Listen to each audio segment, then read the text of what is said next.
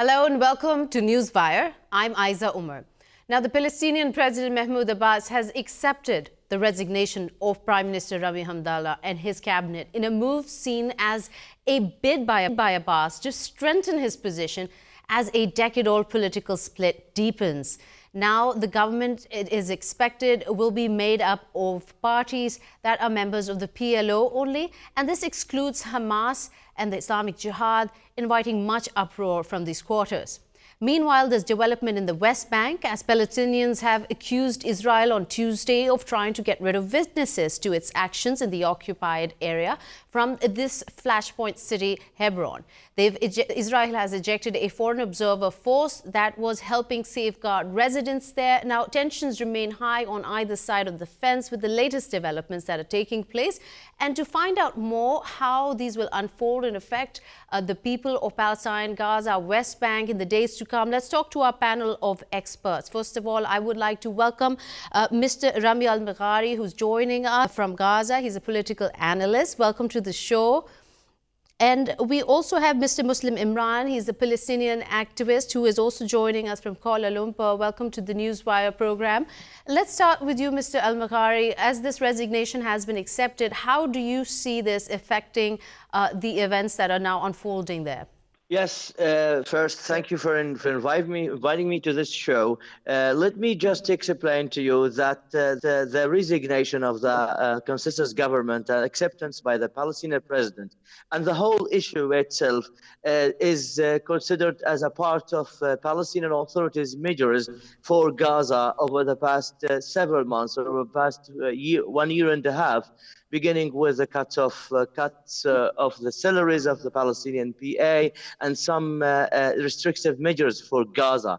This is a part of the state of a split between Palestinians, between the Fatah Party, Palestinian President Mahmoud Abbas, and the Islamist Party Hamas in Gaza, based on the failure by both parties to recognize or to realize a unity deal or a unity between themselves.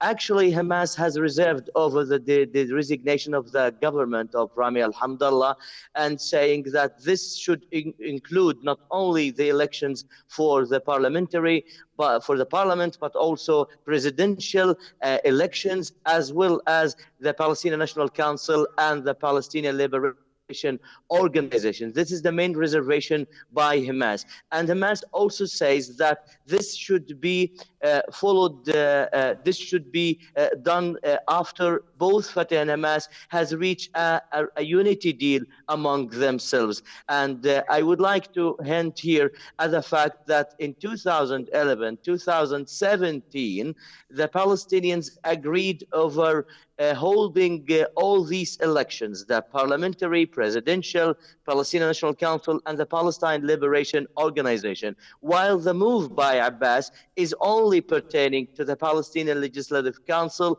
which had been dissolved recently by the Palestinian Constitutional Court, which has been already rejected by Hamas. And this is something that might deepen the division between Hamas and Fatah, between Gaza and the West Bank.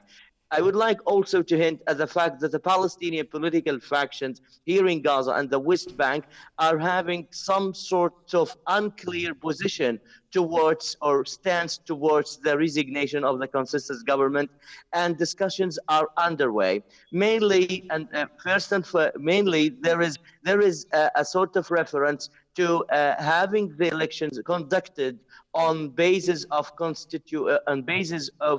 proportion-based elections, which has been refused by Hamas. Hamas suggests that this should be done within the constituency and the lists of parties, the elections, the parliamentary elections. And I would like to say that this might take weeks or months until the picture is clear, and discussions are underway, and Hamas might reconsider its position towards the resignation of the government, and the Palestinian political factions might have some kind of a unified position towards it. This might take a few weeks or a few months until the picture is is clear clear. enough But for you're still all hopeful the that people. things might turn out for the better if Hamas reconsiders. Now, let me pull you into the conversation here, Mr. Muslim. How do you see this development? And do you, especially considering that as the political parties continue to be at loggerheads, that really comes in the way of bringing any kind of resolution to the Israel-Palestinian conflict in the region? Thank you. We have to look at this development in the context of the occupied Palestine. We're talking about a political system that exists under occupation. We are not an independent state in which a president can maneuver politically in order to gain more strength. We are talking about a country under occupation. It is very unfortunate that this recent move comes, I would say, as a confirmation of a series of unilateral moves by President Mahmoud Abbas. He further isolates himself from the rest of the Palestinian political forces. He has expanded the Palestinian Legislative Council a few weeks ago, of course, using a constitutional court that he appointed 2 years ago. And he continued to ignore the results of the reconciliation talks that were agreed upon by the Palestinian factions in Cairo repeatedly. So what he's doing now is basically undermining the Palestinian national institutions. The Palestinian division is getting worse. This is something that no sane Palestinian would like to see. But it is very unfortunate that in order to gain political mileage and to consolidate power, President Abbas is pushing the rest of the Palestinian political groups out of the political system. Now, we're talking about the Palestinian Authority, of course, not talking about the Palestinian Liberation Organization, but the Palestinian Authority has, in recent years, swallowed the rest of the Palestinian national institutions. It is basically the place where power play happens. The Gaza Strip and the West Bank are more isolated than each other than any other time in history because of these unilateral political moves. It is very necessary now to come back to reconciliation discussions and to the table of internal Palestinian dialogue where a national reform agenda can take place. We need a national vision. We can't afford to see Palestinians divided while the Israeli government is getting further to the right and annexing more Palestinian land, expanding settlements. It is time President Abbas thinks of a national salvation government in which each and every significant Palestinian political group is involved and which will pave the way for national dialogue and elections. And elections won't be a solution, by the way. In fact, it was a transparent elections in 2006 that resulted in the division of the Palestinian political system. Okay, we so need national dialogue. Hold on to that thought, Mr. Muslim. Let me bring this back to you as we're talking about Mahmoud Abbas's real intentions here. And this question is for you, Mr. Rami. I mean, analysts are seeing this move. Hamdallah was there for 5 years, and now having accepted his resignation, it kind of is seen by analysts as a way of isolating Hamas even further, which remains, of course, his political rival. How does this translate into the international community? Is this a correct interpretation of Abbas's stance? I would like to say here that the government of Rami Alhamdulillah has installed since 2014, okay, and this government has so far failed to bring a kind of unity for the Palestinians. It was assigned with bringing about an end to the division. And while this government has failed so far to bring an end to the division, I think the president wanted to take that step. It is actually based on the failure of both Hamas and Fatah negotiations by both parties in Egypt and other parts to reach a sort of reconciliation based on some understandings. The main of these understandings, was that Hamas hands over full responsibilities for Gaza to the consensus government of Rami Alhamdulillah. And the latest decision by the Palestinian Authority to withdraw its employees from the Rafah crossing terminal in Gaza was a part of the Palestinian Authority's reservation over Hamas's failure, over Hamas's inability to hand over full responsibilities for the government of Ramallah. But I believe that Abbas's decision is a part of this, is mainly based on that his government he installed in 2014 is unable to bridge the gap between both Hamas and Fatah, and unable to take the lead in Gaza and the West Bank and all other Palestinian territories. Now, I would like to refer to very, very basic and deep difference between both Hamas and Fatah, the difference over the platform. You know that the Palestinian Authority led by Fatah Party of Palestinian President Abbas is taking one main platform, which is honoring peace process, honoring negotiations, even if they are unending negotiations with Israel, while the Hamas Party, the Islamist Hamas Party, that had a majority in the Legislative Council in 2006, is honoring the resistance against the Israeli occupation, mainly the armed resistance against the Israeli occupation. This is the deepest difference between the two parties. While in case or unless these two parties reach a sort of an understanding or a sort of a compromise over their platforms, there might be some sort of a breakthrough in the upcoming months or weeks. And things will turn better and better for all the Palestinian Let's people. hope they do turn better. But here, Mr. Muslim, let me get your take on this. Do you agree of what that Fatah, they have justified this move because blaming Hamas for not being part of the peace process, not having the same agenda, and refusing to deal with the government of national reconciliation? Or do you agree with this, that this is the reason? But isn't this, and if it is the reason, then isn't this also counterproductive in trying to push Mahmoud Abbas's agenda of peace and reconciliation in the region with Israel? You see, the Palestinian issue has been reduced to smaller segments. Now we're talking about a government in the West Bank and Gaza. Palestine is not the West Bank and Gaza. There are 7 million Palestinian refugees in the diaspora. There are Palestinians under direct Israeli occupation in 1948 territories.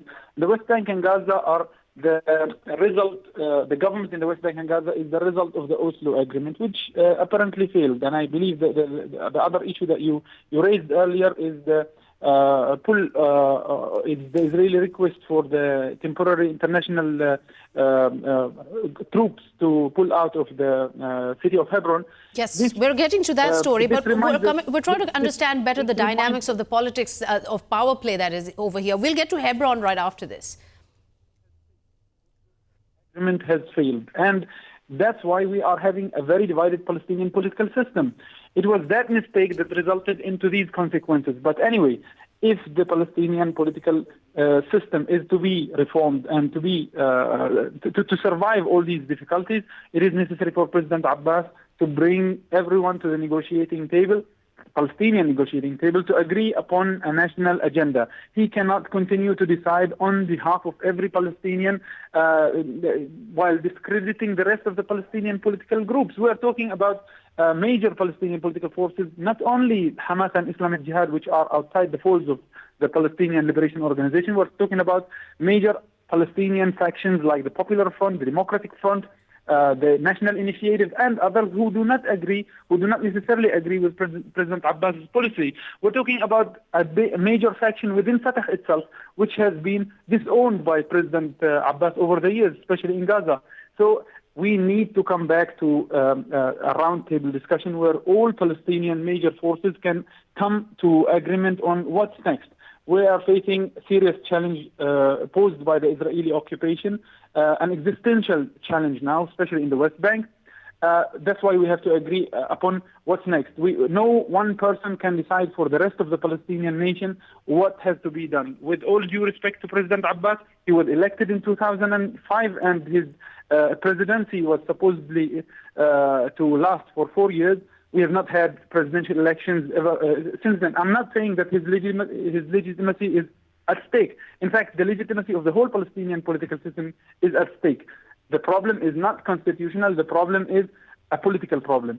It's a political problem. And do you agree? Do you agree with what Mr. Muslim on their agenda? Right, and do you agree with what Mr. Muslim is saying here, Mr. Rami, especially with reference to the other factions, the other political parties feeling isolated, being left out of the conversation here, especially considering that all of them are facing the same existential threat, that is the Palestinian-Israel conflict? Doesn't this take away from the bigger issue at hand? How do you see this resolving, and what's your take on it as Mr. Muslim's version came through?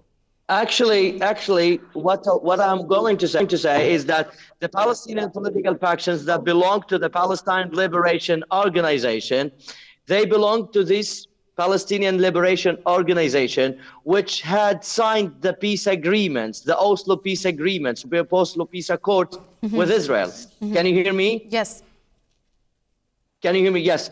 They had signed, the Palestine Liberation Organization, which involves all other political factions, excluding Hamas and the Islamic Jihad, are the ones who agreed to the Oslo Peace Accord in 1993. And the Palestine Liberation Organization is representing the whole Palestinian people worldwide, the whole Palestinians, whether those in the West Bank, in Gaza, Lebanon, Jordan, and in diaspora and other European countries. This is the main body that represents the Palestinian people all over the world. And this main body is the one which had signed the Oslo Peace Accords with Israel in 1993 in Washington. So I do believe that these factions, at this very critical moment of the Palestinian people's cause, have to decide decisively, have to take a sort of a decisive way, whether they should continue committing to a failed peace process with Israel, or to jump out of this peace process. This is the main criteria, the main point that the Palestinians should be deciding on at this very critical moment of the Palestinian people and the Palestinian cause, especially amidst what is being heard about the deal of the century being proposed by Washington and other international players in the world. I'm glad you highlight this, because this comes at a time not just after the acceptance of the resignation, something we've seen Benjamin Netanyahu come and say that I will not renew the mandate of the temporary international presence in Hebron. It really puts together a very tense situation in that city, where majority of them are Palestinians. And we're looking at a highly militarized zone by the Israeli forces there. How do you see this problem resolving, especially as the Norwegian foreign minister also commented that we are expecting more conflict to rise there, more the death toll to go up, more conflict to go on? How do you see this issue resolving in light of what is developing politically? I think that all of the Israeli measures in the West Bank, throughout the West Bank, should be condemned and should be denounced by the international players who are concerned about peace in this part of the world. You know that Russia has a leverage. Russia as a state as a major state, as a key state in the world, has a leverage over the politics in this region. And Russia is going to welcome all the Palestinian factions soon in Moscow in order to find a solution for the Palestinian problem. I think that these countries or these key players should work parallelly on two tracks, the Palestinian internal tracks and the Israeli-Palestinian track. I mean, the Israeli measures should be condemned and stopped by the international players in order to pave the way for a real peace process between Palestinians and Israelis. Thank you so much, Mr. Rami, for your valuable input there. And very quickly, if I could get your take on it, Mr. Muslim, the last 30 seconds or so. Mahmoud Abbas still is the principal interlocutor here. He is the main decision maker here, despite what is happening politically. How does this impact policy in light of what just Mr. Rami mentioned in the international community? You see, the international solidarity movement with the Palestinians is still on the rise, and there are supporters for the Palestinian right everywhere. So President Abbas should actually count on this and should use the leverage of this international support to push for isolation of the Israeli occupation and uniting the national front. Unfortunately, he has been missing this opportunity. I do believe that Prime Minister Netanyahu is not a leader who you can talk peace to. That's why President Abbas should not waste his time waiting for Netanyahu. He should first unite the Palestinian National Front, bring over the rest of the Palestinian factions to form one national agenda, one national government. But do you feel, and again, very quickly, last question, do you feel that the Palestinians in Hebron are going to suffer as a result of this discontent we see in the political parties with Mahmoud Abbas leading this? Well, the Palestinians are suffering from Israeli occupation. The failure of President Mahmoud Abbas is, of course, making it worse. But the main problem is the Israeli occupation. And the daily life of Palestinians in Hebron and the rest of the West Bank is heavily affected by the expansion of the settlements and Prime Minister Netanyahu's expansionist policies. So Palestinians are suffering both ways because of the internal conflict as well as the occupying forces. Thank you so much, Mr. for your valuable input here at Newswire. We've unfortunately run out of time. We will take a quick short break and we will be back with the top story for the second half.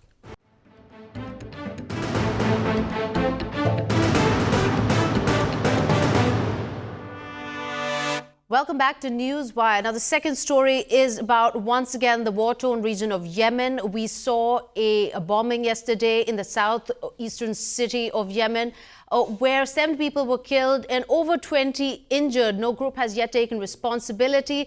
The UN has also called for an extension of the ceasefire there because of complications on the ground. Meanwhile, International Rescue Committee has urged the world to step up the pressure on these warring parties so that they stick to their commitments, especially in light of recent clashes in the city between Houthi rebels who control it and pro-government forces backed by Saudi-led coalition, which have increased dramatically in the last week. Now, as the civil war continues to rip apart the country, corruption also remains very high in the government, bringing Yemen in the top 4 most corrupt countries of the world, according to the latest report of Transparency International. What does this mean for the region, and who are the stakeholders, and how are we progressing forward with the peace talks being the community being highly concerned about the peace talks failing? Let me welcome our guests here. We have a journalist joining us from Istanbul, Ms. Merve Keskin, and also we have a political analyst, Mr. Adel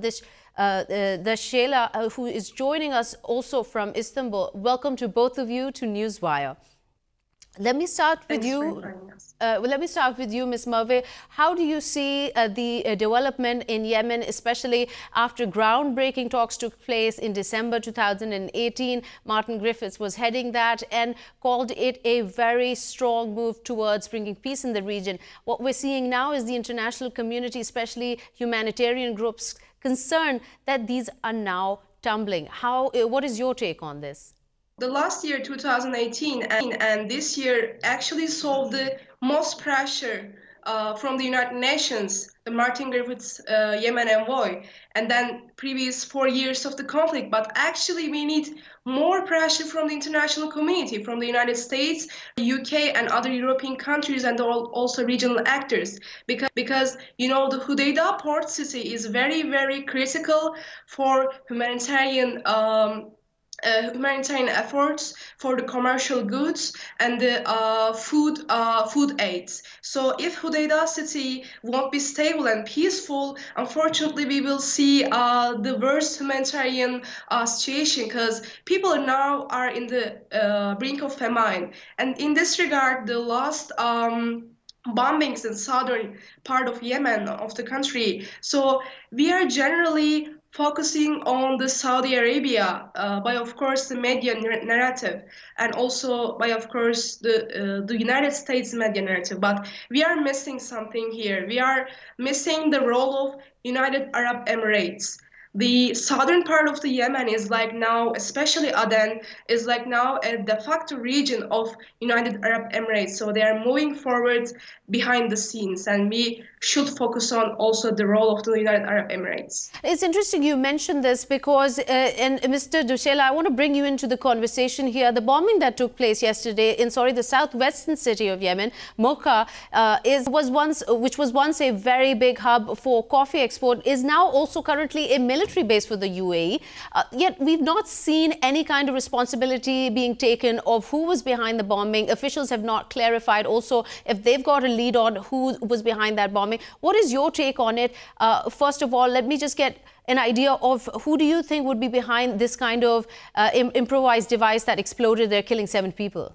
Okay, thank you for having me. I would like to emphasize that Houthis and the city of Al Hudaydah didn't accept to deploy or to remove their militias from Hudaydah. At the same time, Martin Griffith, the United Nations Special Envoy for Yemen, always emphasizes that these talks is going on.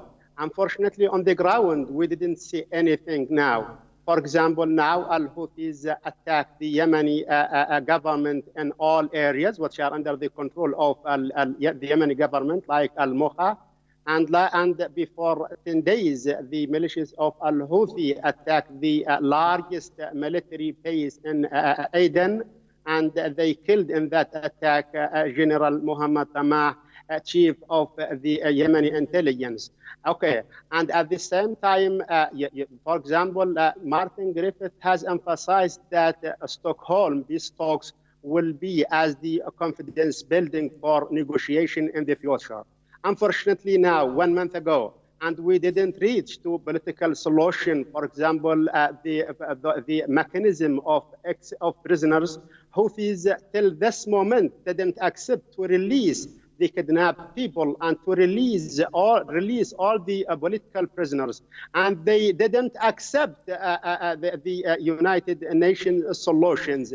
Unfortunately, the international community says that we side with the Yemeni people, but they didn't make more ambition, or they didn't impose more sanctions against Iranian regimes and against Houthis. We want to see peace on the ground. We want to achieve peace. We want to see all the political prisoners are released from the prisons of Al-Houthi. We want to see ceasefire in all the areas. Right. For example, but Mr. Deshilah, sorry to cut you here. I want to go back to the prisoner swap point that you made earlier, saying that things, while Griffiths remained optimistic about the groundbreaking talks, in his defense, really, he did acknowledge that the prisoner swap has not gone according to plan. But yet, in a recent development, just yesterday, we've seen Saudi prisoner who was in deteriorating health was released by Houthis and is now in Riyadh. Don't you see that as maybe them following at least their end of the bargain somewhat, or maybe attempting to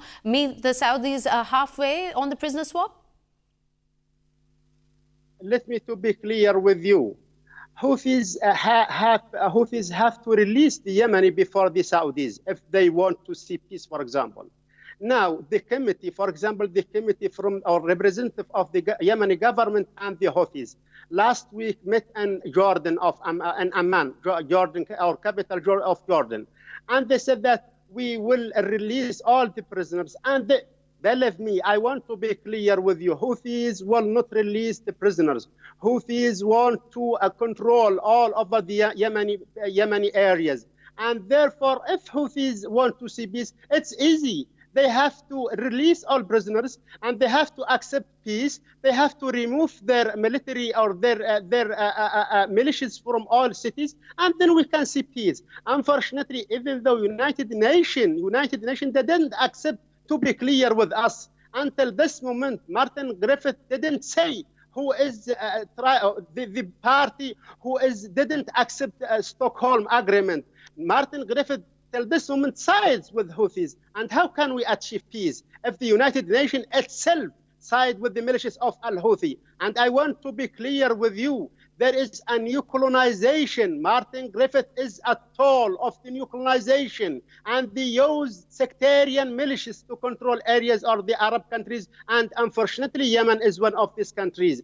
If the United Nations and international communities such as USA and UK want to see peace in Yemen, they have to do one thing. They have to say who is making obstacles and challenges in front of peace. And I think that it is clear that Al-Houthis 4 years ago, and we are trying many international resolutions from Security Councils, 2216, and other resolutions, and they didn't achieve anything. Okay. They just say that we will continue and we will help Yemenis. Well, they didn't help us. Now, 2 million of our children are outside of schools. Many people have been killed by the militias of Al-Houthi.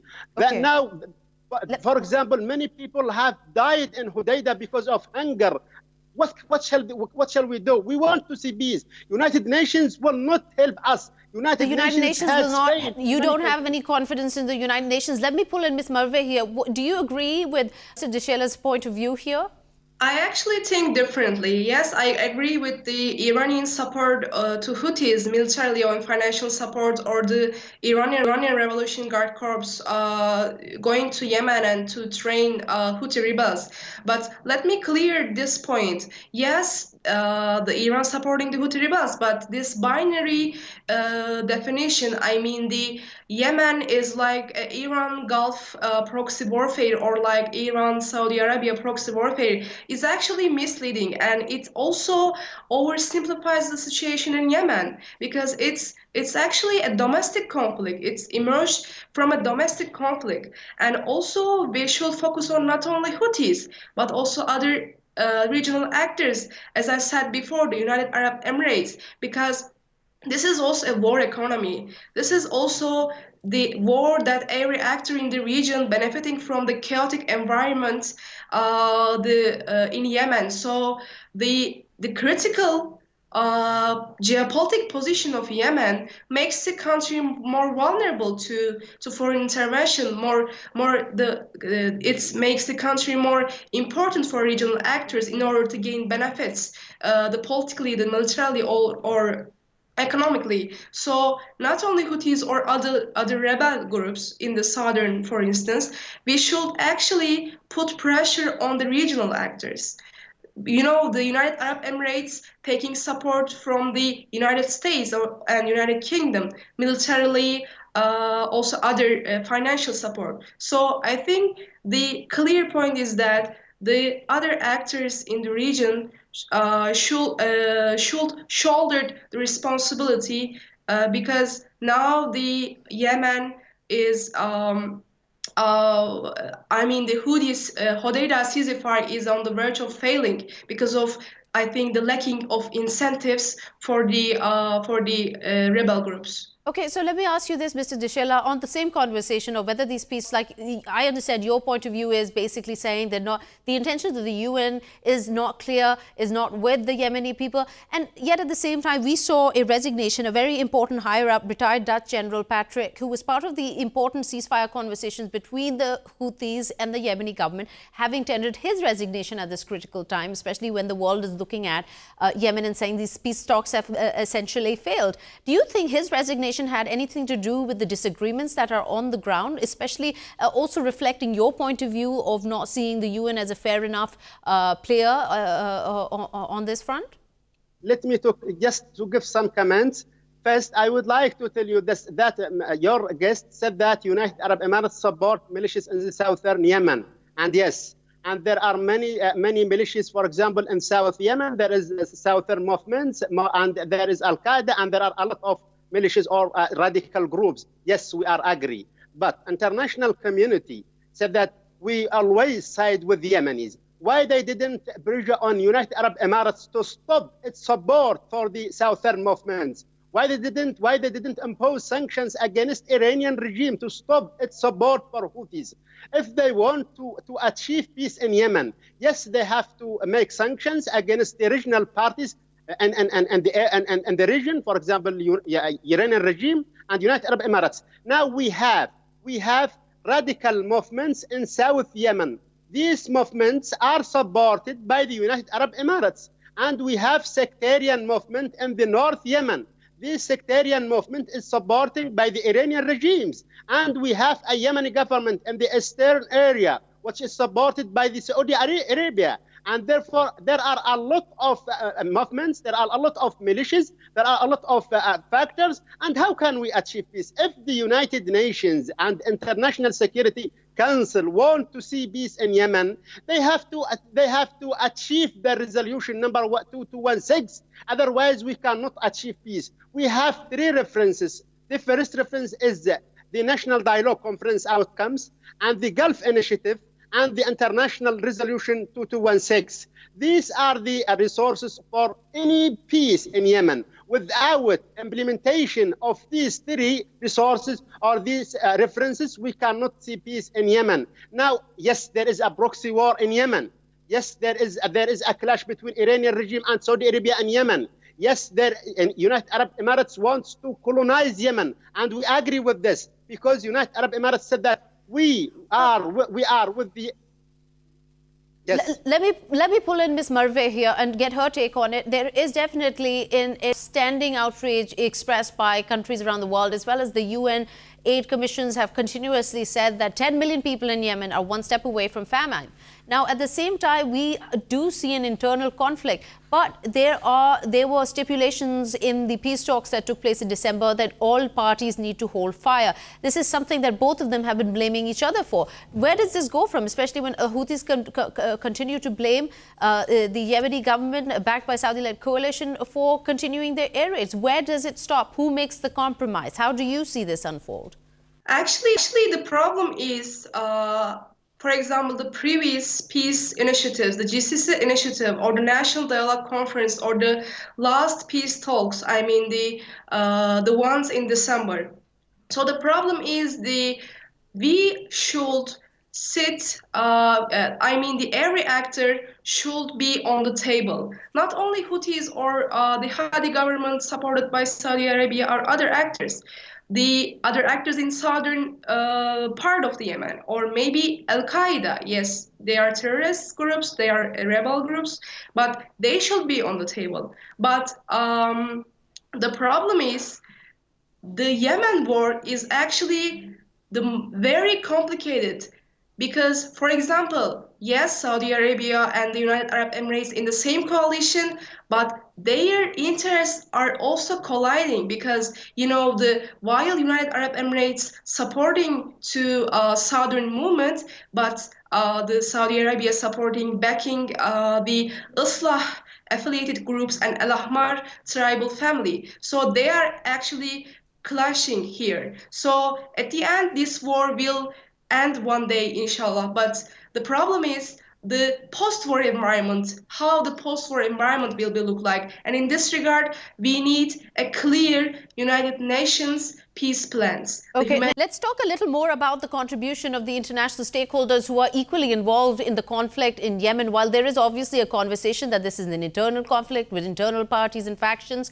but if you were to give me your take on Saudi Arabia, UAE, Iran not being part, even though Iran outwardly supported the UN's efforts to bring together the Yemeni government and the Houthis in the Sweden talks, what is the next step, especially now that we see this crumbling? Are these stakeholders going to be part of any new conversation that is going to take place?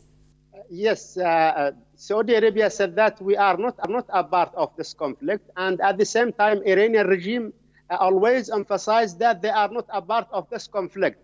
But international community now is making secret conversations with Saudi Arabia and with Iranian regimes. And now the clash is between the Yemeni government and the militias of Al-Houthi or the military coup. But if the international community wants to bring all the parties on the table, they have to help Yemenis, and they have, for example, to side with Yemenis. At the same time, Saudi Arabia and Iranian regimes will not accept to see peace in Yemen. All of them are fighting each other in Yemen, and unfortunately, we are the innocent. We are the victims of this proxy war. Now, for example, the Stockholm Agreement itself, it is not clear itself. is not clear. What is the mechanism of this agreement? There is no mechanism. For example, Stockholm itself emphasized that all the parties have to deploy their militias or their fighters from the Hodeidah, and they have to release all the political prisoners. And all parties didn't accept because Iranian regimes will not accept. Iranian regime will continue in its policy towards Yemen, and the United Nations cannot achieve anything if they. Now, even though all the political or all the parties in Yemen believe that solution will be militarily, not political solution. The Houthis didn't believe in political solutions, and the Yemeni government didn't believe in political solutions, and all of them interpret the Stockholm Agreement as they understand.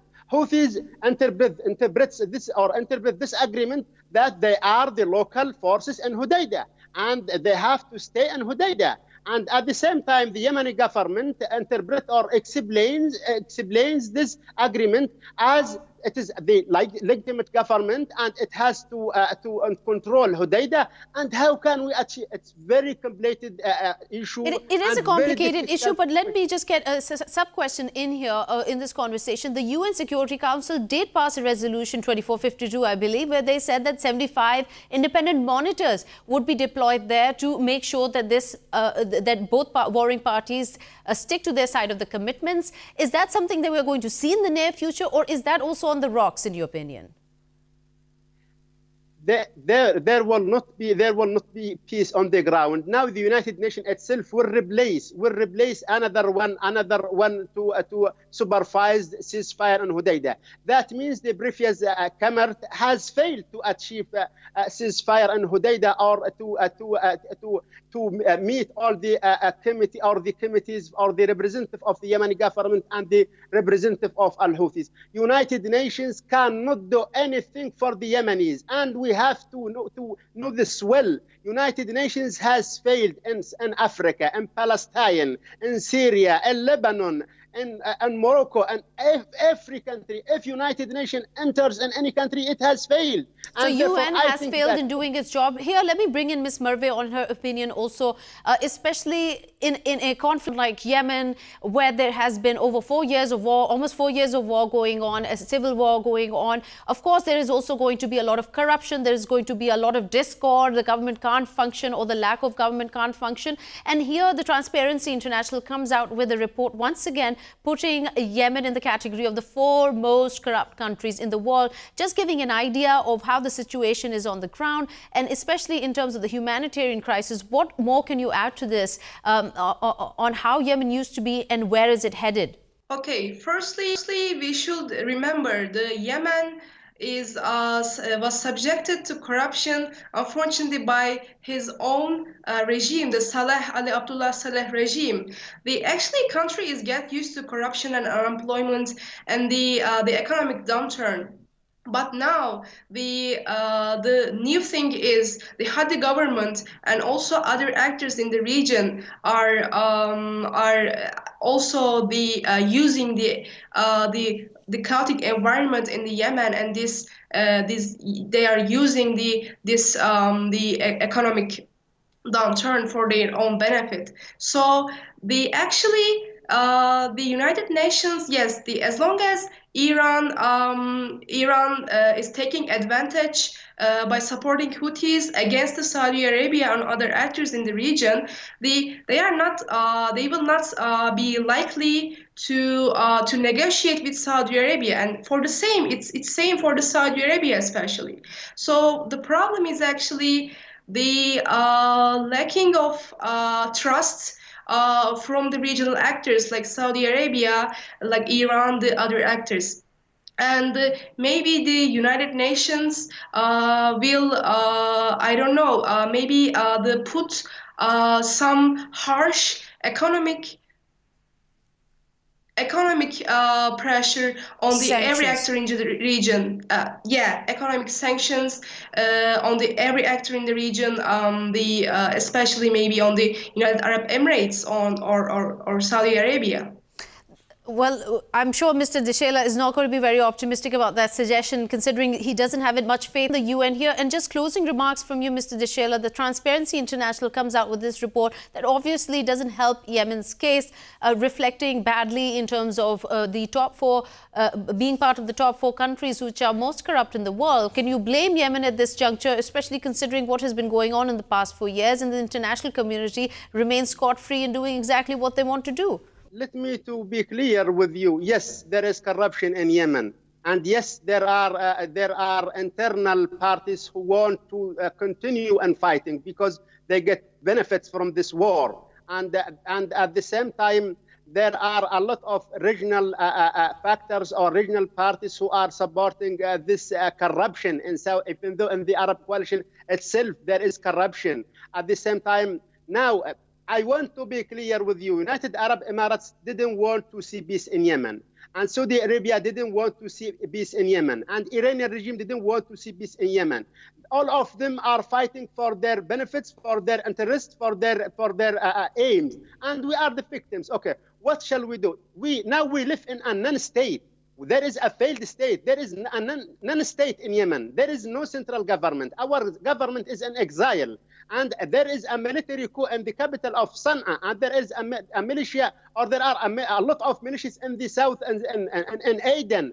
A lot of areas are under militias. How can we talk about corruption? How can we talk about these militias? Because these militias are under the control of the regional regimes. Now in South Yemen, more than 30,000 of militias So bringing in conflict zones like Yemen and Syria in these kind of lists that are issued around the world by international organizations like Transparency International, in your view, as I understand it, this is completely unfair to bring Yemen into the same category.